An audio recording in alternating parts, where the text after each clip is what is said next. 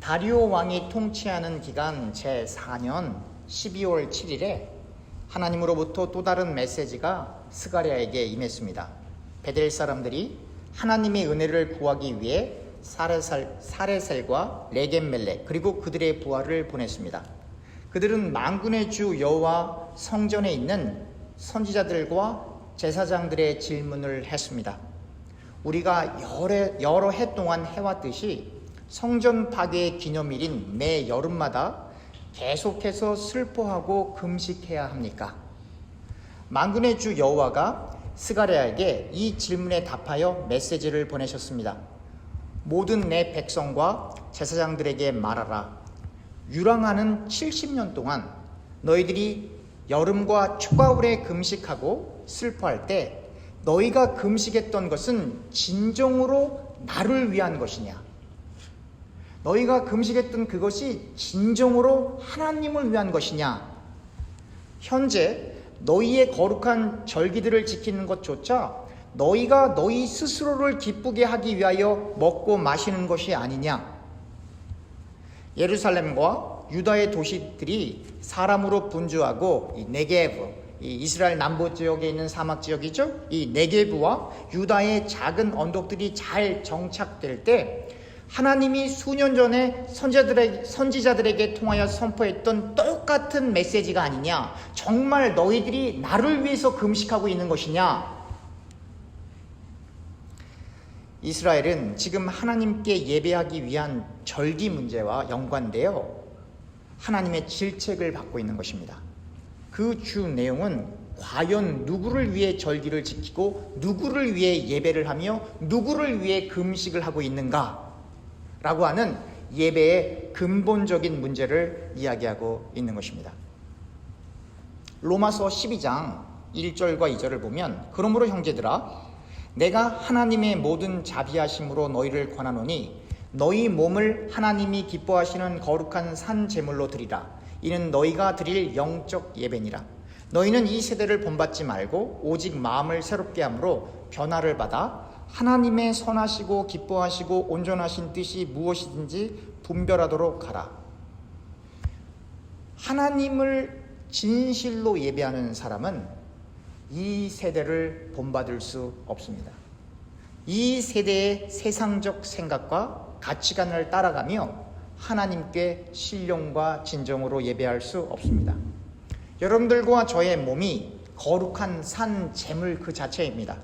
우리가 정욕대로 육신의 욕망을 따라 이 세상에서 할질 못할질 다 하면서 하나님을 섬길 수는 없습니다.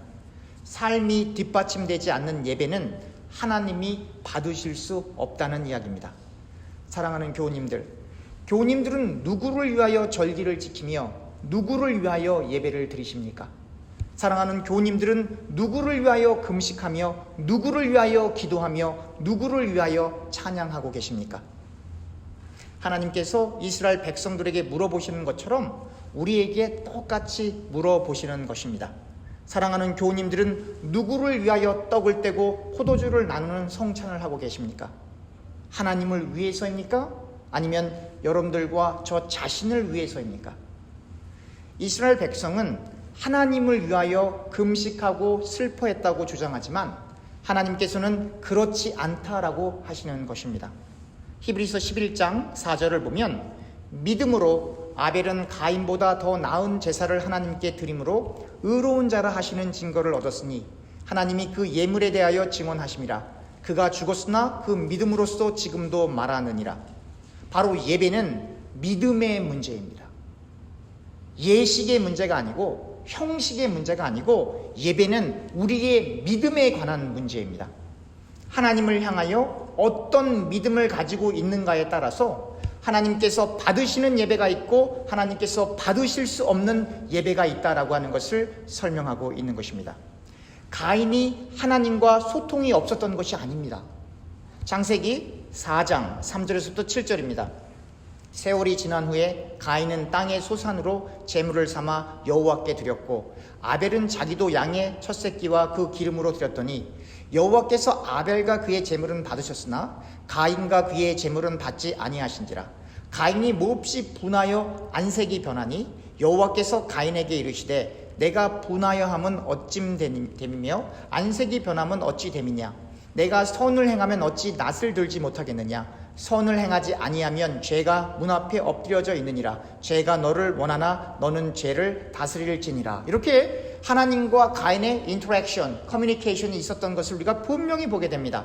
하나님은 가인의 재물을 받지 않으신 것이 아니라, 그러니까 재물만 받지 않으신 것이 아니라 가인과 그의 재물을 동시에 받지 않으셨던 것입니다.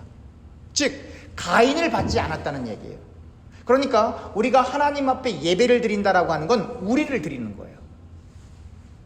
가인의 믿음이 잘못되었기 때문에 하나님께서 가인이 드린 그 예배, 가인과 가인이 드리는 그 예배를 동시에 받으실 수가 없다라고 성경은 이야기하고 있는 것입니다. 가인은 그 예배 자체가 이스라엘 백성들처럼 지금 스가랴 시대에 지금 메시지를 받고 그 메시지를 통하여 이스라엘을 꾸짖고 있는데요. 도대체 누구를 위한 금식이며 누구를 위한 예배냐라고 이렇게 꾸짖고 있는데요. 바로 그 이스라엘 백성들처럼 가인은 자기를 위한 예배를 하나님께 드리고 있기 때문에 하나님께서 그 예배를 받으실 수 없었던 것입니다. 하나님께 회개할 때에만, 다시 말하면 우리가 어떠한 예배를 드렸는데 하나님이 그 예배를 받지 않으신다고 했을 때 가인은 마땅히 하나님 잘못했습니다라고 회개를 했어야 했는데 가인은 그만 안색이 변했습니다. 하나님 중심적인 예배가 아니고 자기 중심적인 예배를 드리다 보니까 하나님께서 나는 너의 예배를 받을 수 없어 라고 하는 그런 메시지가 전달되어지자 그만 자신의 본색이 드러나는 것입니다.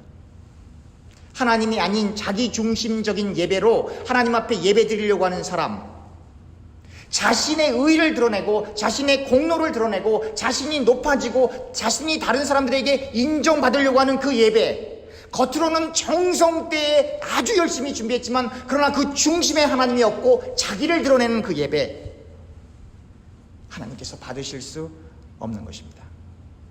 가인은 이스라엘 백성처럼 하나님의 경고를 무시하여 결국 죄가 원하는 동생 아벨을 죽이는 살인을 저지르게 됩니다. 창세기 4장 16절 17절입니다. 가인이 여호와 앞을 떠나서 에덴 동쪽 놋 땅에 거주하더니 아내와 동침하여 그가 임신하여 에녹을 낳은지라. 가인이 성을 쌓고 그의 아들의 이름으로 성을 이름하여 에녹이라 하니라. 그러니까 처음으로 사람이 사람을 죽이는 살인사건 후 가인이 한 일은 성을 쌓는 일입니다. 이게 무슨 말일까요? 가인은 더 이상 하나님의 보호 아래 없다고 생각하니 당연히 그가 할 수 있는 일은 스스로를 지켜내는 일입니다. 하나님으로부터 철저히 독립하여 스스로 성을 높이 쌓아서 다른 사람들로부터 자기를 지켜내는 주체적인 독립적인 생을 살아가게 되는 것입니다. 이것을 성경에서는 죄라고 얘기하는 거예요. 사람은 하나님의 형상으로 만들어졌기 때문에 하나님을 의존해야만 되는데 사람이 범죄함으로 하나님께 온전히 드릴 수 있는 예배가 없고 그 죄악으로 가득해서 하나님의 말씀을 어기고 하나님께서 권면하고 이렇게 저렇게 설명하는데도 그것을 다 뿌리치고 동생까지 죽이는 그 죄를 범하는 가인이 할 수 있었던 그 일은 자기 자신을 하나님의 도움 없이 지켜내는 일, 성경은 그것을 향해서 죄라고 얘기를 하는 거예요. 가인은 아벨처럼 분명 예배의 형식이 있었습니다. 이스라엘 백성들도 가인처럼 형식에는 충실했을 것입니다. 그러나 하나님은 그 예배의 내용을 감찰하시는 분입니다. 예배의 내용은 바로 우리가 어떠한 삶으로 어떠한 산 제물이 되어 하나님께 예배하고 있는가에 대한 것입니다. 그러니까 진정한 예배는 오늘 우리가 드리는 이 주일 예배가 아니에요. 내일부터 월요일부터 토요일까지 이어지는 모든 일상의 삶이 부분적으로 예배가 되어 오늘 이 자리에 나와 함께 그 하나님을 높일 때 온전한 예배가 되는 겁니다. 형식과 내용, 외형과 본질, 외식과 경건, 하나님이 보시는 것은 항상 그 중심이다라고 하는 것을 여러분들과 제가 잊어서는 안 될 것입니다. 외식보다는 그 경건의 내용을 외형보다는 무엇을 이야기하는가, 그 본질을, 형식보다는 무엇을 나타내고 있는가, 그 내용을 하나님께서는 늘 불꽃 같은 눈동자로 감찰하시고 있다라고 하는 것을 여러분들이 잊어버리시면 예배를 잘 드려놓고 가인의 저주를 받을 수도 있는 것입니다. 예를 들면 마음의 할례가 진짜 할례라고 하는 겁니다. 성경은 일관되게 형식적인 부분을 늘 급진적으로 분쇄시키고 폐쇄시킵니다. 로마서 2장 28절에서부터 29절입니다. 무릇 표면적 유대인이 유대인이 아니요 표면적 육신의 할례가 할례가 아니니라. 오직 이면적 유대인이 유대인이며 할례는 마음에 할지니 영에 있고 율법 조문에 있지 아니한 것이라. 그 칭찬이 사람에게서가 아니요 다만 하나님에게서니라.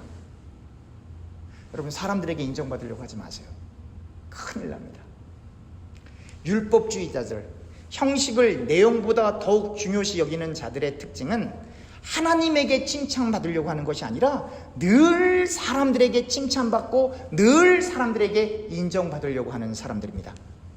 그래서 지나칠 정도로 그 내용과 상관없이 형식을 강조하는 것입니다. 성경은 철저히 형식의 파괴를 선포합니다. 형식은 늘 기득권과 연결되어 있고 그 형식으로 이익을 얻는 사람들과 연결되어 있습니다. 구약의 모든 예배 의식마저 오늘날에는 지키지 않습니다. 우리가 구약에 지켰던 절기 의식 가운데 무엇을 문자적으로 지키는 것이 있습니까? 하나도 없습니다. 심지어 안식일마저 지키지 않고 예수님의 부활이 초점이 되어 주일날 예배를 드리고 있지 않습니까? 그런데 아직도 형식과 전통을 고집한다면 도대체 무엇을 위한 전통이며 무엇을 위한 형식입니까?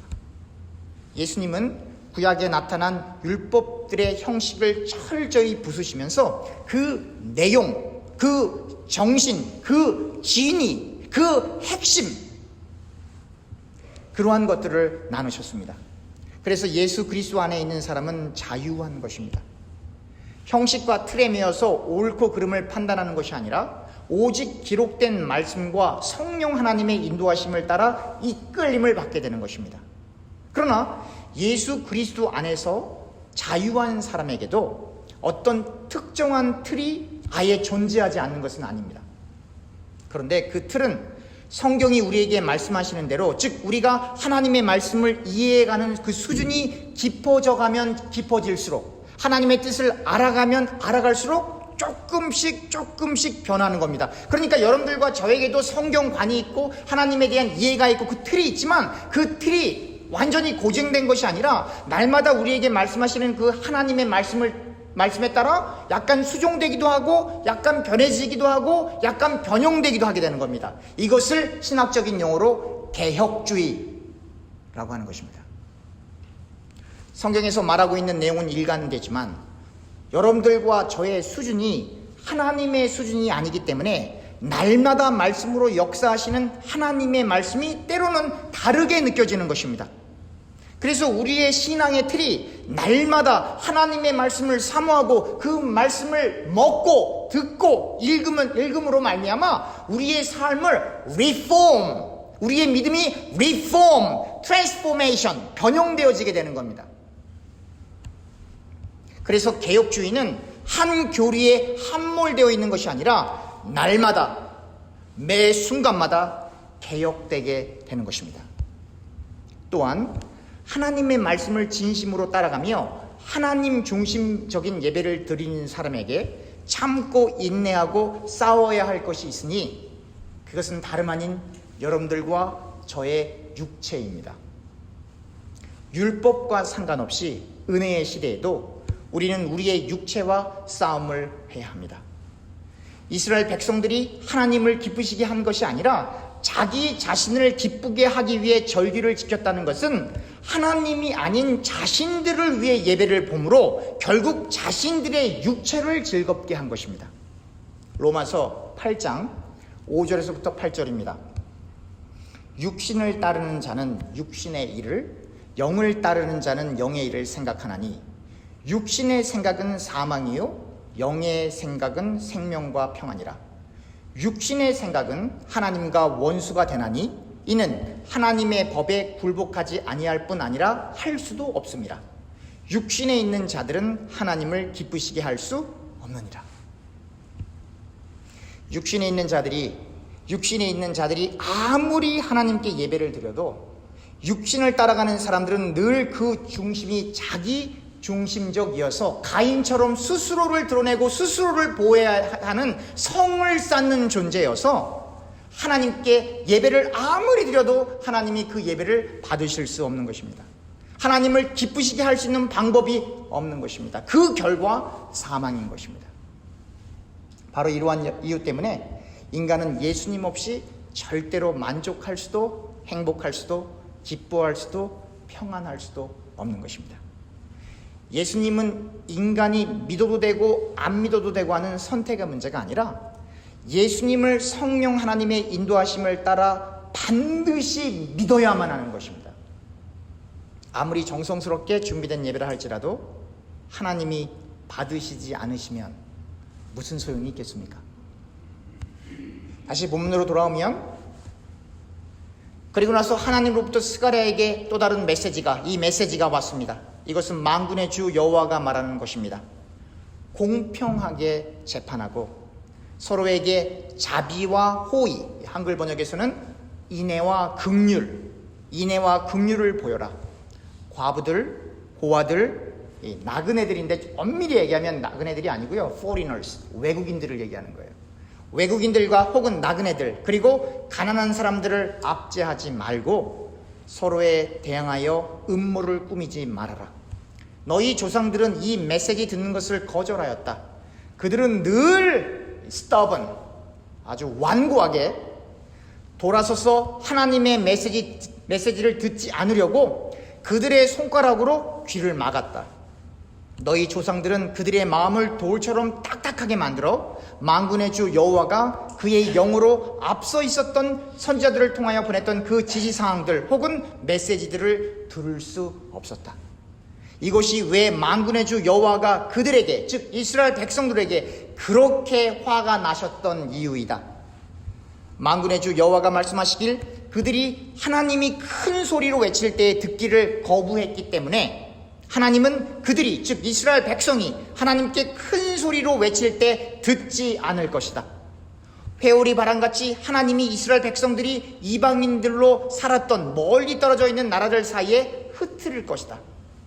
그들의 땅은 황량하게 되어 어느 누구도 그 땅을 여행하지 않았다. 그들은 그들의 좋은 땅을, 즉 이스라엘 백성들은 그들의 좋은 땅을 사막으로 바꾸었다. 이스라엘 백성이 그렇게 처절한 심판을 받게 되는 것은 공의, 정의, 인애, 긍휼이 없어서 그랬습니다. 공의와 정의가 사라지면 그 사회는 혼돈으로 가득하게 됩니다. 태초에 하나님이 천지를 창조하시면서 혼돈을 깨트리시고 하나님의 질서를 확립하셨습니다. 하나님이 계신 곳에는 항상 예배를 받으시는 하나님과 예배를 드리는 피조물들이 하나님의 창조 질서를 따라서 생명을 이어가게 됩니다. 창조의 질서를 거슬러 육체를 따라서 생을 살기 시작하고 하나님을 위한 것이 아니라 자기 자신을 위한 예배를 드리기 시작하면 하나님의 진노가 임하게 되는 것입니다. 이 세상이 이렇게 많이 어지러워진 것은 사실은 세상의 문제가 아니고 교회의 문제입니다. 하나님께서 그토록 고아, 과부, 나그네 혹은 외국인 그리고 가난한 사람들에게 구약시대부터 오늘날에 이르기까지 신경을 쓰고 돌보기를 강구하시는 것은 바로 이들을 위할 때에 긍휼과 자비, 인애, 공의, 정의가 드러나고 그러한 덕목들이 드러날 때에만 여러분들과 제가 드리는 예배가 온전해지기 때문에 그런 것입니다. 경건과 신령과 진정으로 드리는 예배 가운데 반드시 정의, 공의, 인애, 긍휼이 내재되어 있어야만 합니다. 그런데 이러한 덕목은 우리가 고아, 과부, 나그네 혹은 외국인 그리고 가난한 사람들을 도울 때에만 나타나는 덕목들입니다. 예수님께서는 이 부분을 더욱 직설적으로 말씀하십니다. 마태복음 25장 35절부터 40절입니다. 내가 줄일 때 너희가 먹을 것을 주었고 목마를 때에 마시게 하였고 나그네 되었을 때에 영접하였고 헐벗었을 때 옷을 입혔고 병들었을 때에 돌보았고 옥에 갇혔을 때 와서 보았느니라. 이에 의인들이 대답하여 이르되 주여 우리가 어느 때 주께서 줄이신 것을 보고 음식을 대접하였으며 목마르신 것을 보고 마시게 하였나이까? 어느 때에 나그네 되신 것을 보고 영접하였으며 헐벗으신 것을 보고 옷 입혔나이까? 어느 때에 병드신 것이나 옥에 갇히신 것을 보고 가서 배웠나이까 하리니 임금이 대답하여 이르시되 내가 진실로 너희에게 이르노니 너희가 여기 내 형제 중에 지극히 작은 자 하나에게 한 것이 곧 내게 한 것이니라 하시고. 그러니까 고아와 과부와 나그네 혹은 외국인 가난한 사람들을 예수님 자기 자신으로 환치시켜서 그 사람들을 도와주는 것이 바로 예수님을 돕는 것이다라고 직설적으로 이렇게 설명하고 계신 것입니다. 사람들은 이러한 하나님의 의도하심을 깨닫지 못했습니다. 아니, 깨닫고 싶지 않았습니다. 자기 것을 더 모으고 싶으니까 오히려 귀를 막고 고개를 돌려서 하나님의 말씀 듣기를 거절했습니다. 사람들은 자꾸 위대한 일, 큰 일을 해서 무엇인가 자기를 드러내고 자기를 과시하며 자기가 영웅처럼 되기를 소원했습니다. 하나님은 늘 소외된 사람들, 작은 사람들, 배고픈 사람들, 외로운 사람들, 누군가의 도움이 필요한 사람들에게 관심을 많이 갖고 계신데, 사람들은 하나님이 관심을 갖는 일에는 관심을 갖지 않고 다른 사람들보다 우뚝 솟아서 더 높아져서 더 유명해져서 그렇게 사람들에게 인정받는 생을 살고 싶었던 것입니다. 그래서 하나님은 이 육체에 속한 이스라엘을 아수르, 바벨론, 페르시아와 같은 나라들을 이용하여 머리끝에서 발끝까지 심하게 회차리로 두들겨 패시는 것입니다.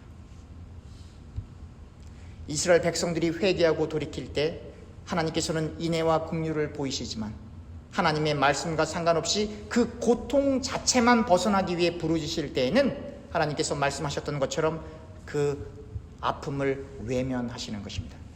그래서 천국 복음은 회개로부터 시작하는 것입니다. 지금 처한 아픔에서 벗어나기 위해 그 아픔을 벗어나게 해달라고 하기 전에 여러분들과 제가 철저히 주의 말씀 앞에 무릎 꿇고 회개함으로 우리의 기도를 다시 시작해야만 하는 것입니다. 이스라엘이 고아, 과부, 나그네 혹은 외국인, 가난한 사람들을 돕지 않자 하나님께서는 이스라엘을 이러한 사람들의 자리로 떨어뜨림으로 이들이 겪는 아픔을 직접 겪게 하셨습니다. 국가가 멸망하고 포로로 잡혀가고 다시 이스라엘로 귀환하게 하지만 이전의 이스라엘의 영광을 회복하기에는 불가능해 보이는 현실 속에 이스라엘은 절망할 수밖에 없었던 것입니다. 우리 역시 우리의 현실 가운데 찾아오는 크고 작은 고난으로 인해 때로는 앞이 보이지 않을 만큼 절망의 구렁텅이에 있을 때가 있습니다. 겉으로는 웃고 있는데 속으로는 울고 있을 때가 있지 않습니까? 겉으로는 행복한데 속으로는 불행하되 못해 비통함을 느낄 때가 있지 않습니까? 가난해 보지 않은 사람은 정말 가난이 뭔지 모릅니다. 여러분, 체킹 아카운트에서 캐시가 부족해갖고 은행에서 돈을 차지해 나갈 때 그런 거 경험해보지 않은 사람은 그게 뭔지 몰라요. 어떻게 은행에 돈을 뺏어가나, 미국은 참 도둑놈 나라야, 이렇게 생각하겠죠? 그러나 어느 정도 밸런스가 생기지 없으면 은행에서 오히려 돈을 차지하죠. 병들어보지 않은 사람은 병든 사람의 심정을 모릅니다. 암에 걸려보지 않은 사람들이 위문한다고 치고 가서 병원에 가서 다 이해해요. 그런 말 하지 마세요. 암 걸려보셨어요? 뭘 이해를 합니까? 자식을 잃어보지 않은 부모는 자식을 잃어버린 부모의 심정을 모릅니다. 제가 장례식을 이렇게 인도할 때 가장 어려울 때가 7살, 10살짜리 아이들, 딸들이 교통사고로 하늘 날아갈 때 무슨 위로의 말이 필요합니까? 할 수가 없어요. 그냥 벽제 가서, 한국으로 치면 벽제 가서 그냥 하루 종일 같이 울다가 일찍 오지 말고 하루 종일 같이 울고 계시면 되는 거예요. 제발 나 이해해, 그딴 말 하지 마세요. 너무 쉽게 이해한다는 그 말은 무례한 겁니다.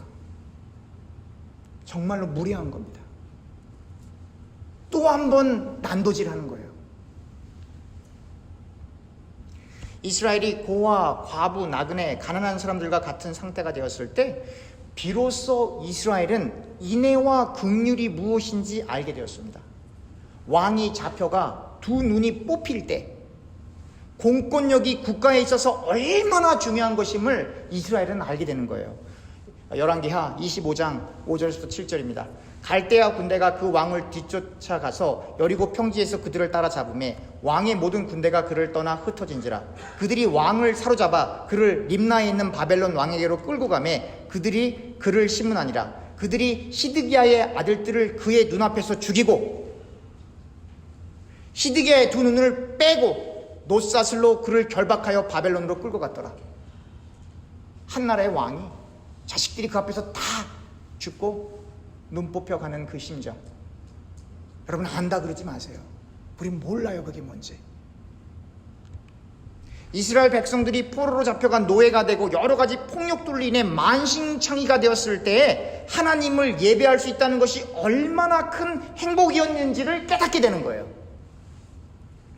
이렇게 어려운 상태에 이스라엘이 놓여질 때 이스라엘은 인애와 긍휼을 철실히 필요하게 되는 것입니다. 이것은 단순히 물질적 어려움만을 이어가는 것이 아닙니다. 단순히 정치적 어려움만을 이야기하는 것이 아닙니다. 이스라엘 백성뿐만 아니라 우리는 영적인 배고픔과 외로움에 허덕일 때가 얼마나 많이 있습니까?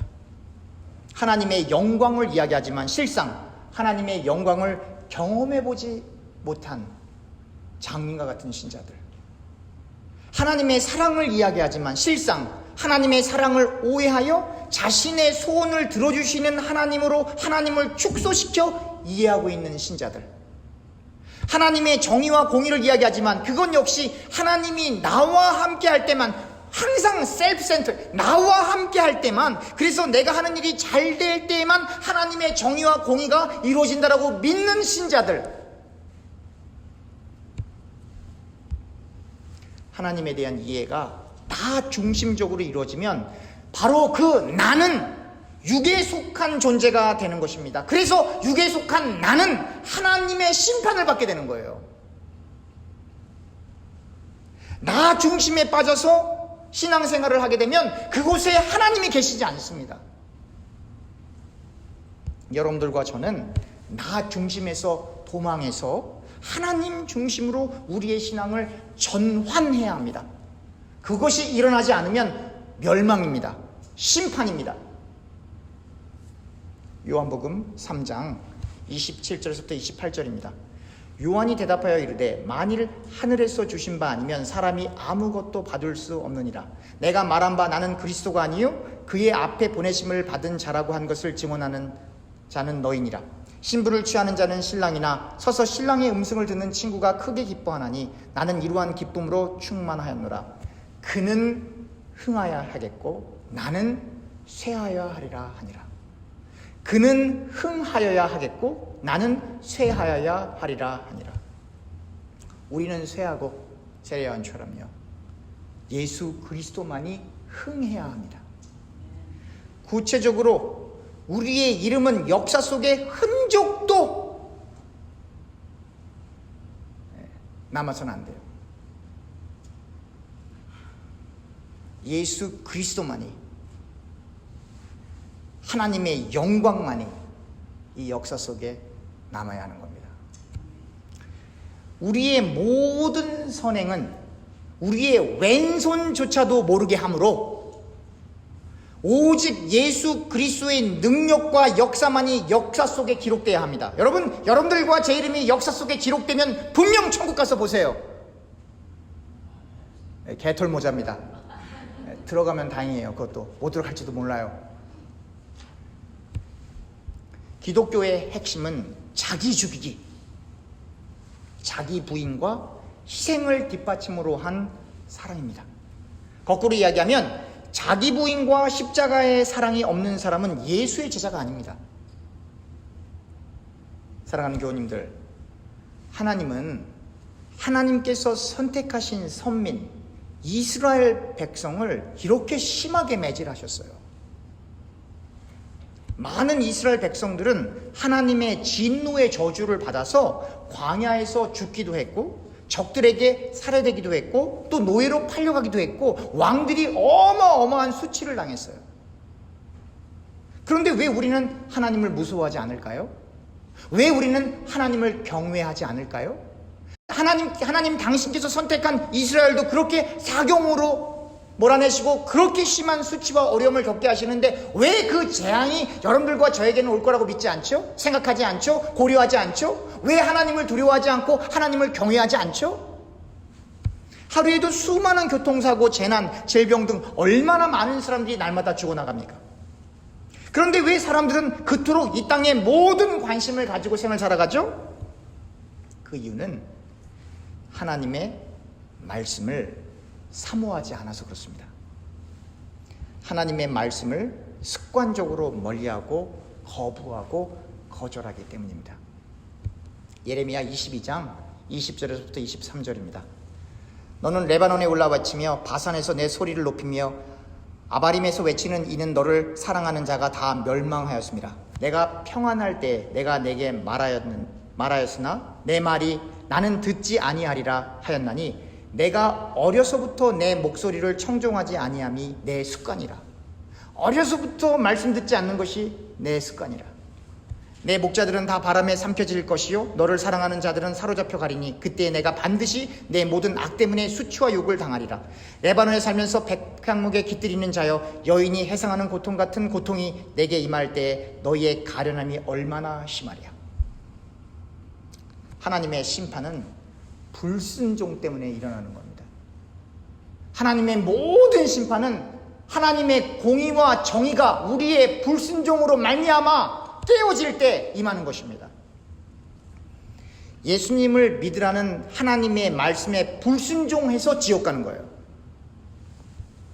이 땅에서도 이렇게 고생하며 생을 살아가는데 지옥까지 떨어져 영원토록 고통을 받는다고 한다면 너무 억울하지 않습니까? 이스라엘 백성들은 하나님의 말씀에 불순종하여 땅을 사막으로 만들었다고 스가랴서는 이야기하고 있습니다. 마치 첫사람 아담이 범죄하여 하나님께서 땅을 저주하셨던 것처럼 말입니다. 창세기 3장 17절입니다.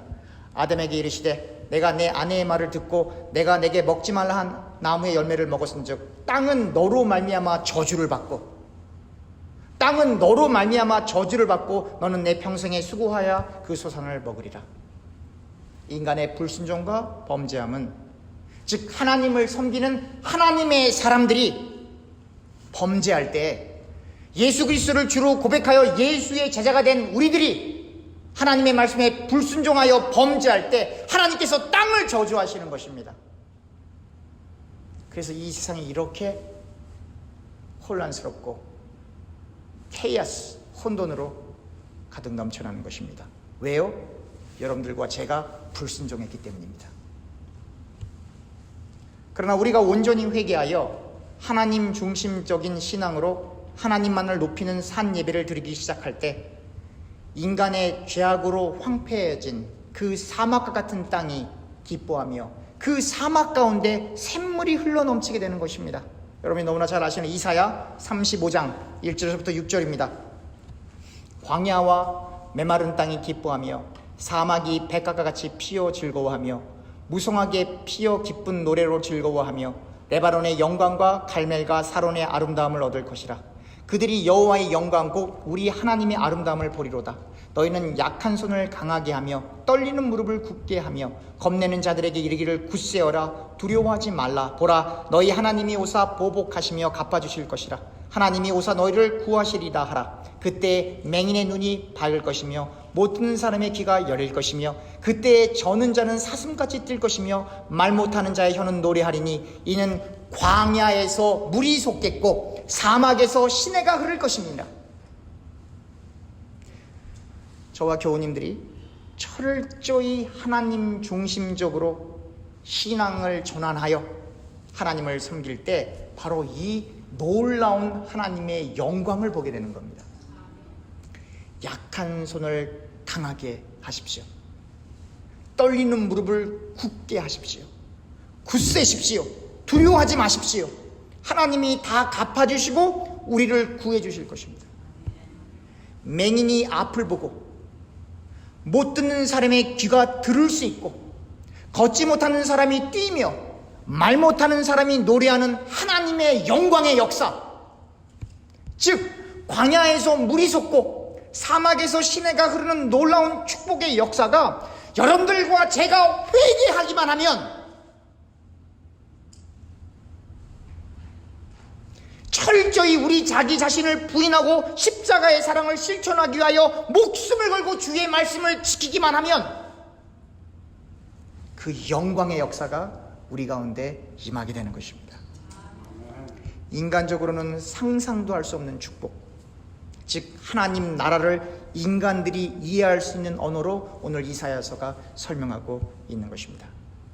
절망 속에 희망을 발견하게 되는 것은 오직 예수님만을 통해서 그런 것입니다. 다른 길이 없습니다. 오직 외길, one way, 다른 길이 없어요. 예수 그리스도 외에는 구원을 받을 수 있는 길이 없습니다. 예수 그리스도를 통하지 않고는 이 하나님 나라에 들어갈 수 있는 길이 없습니다.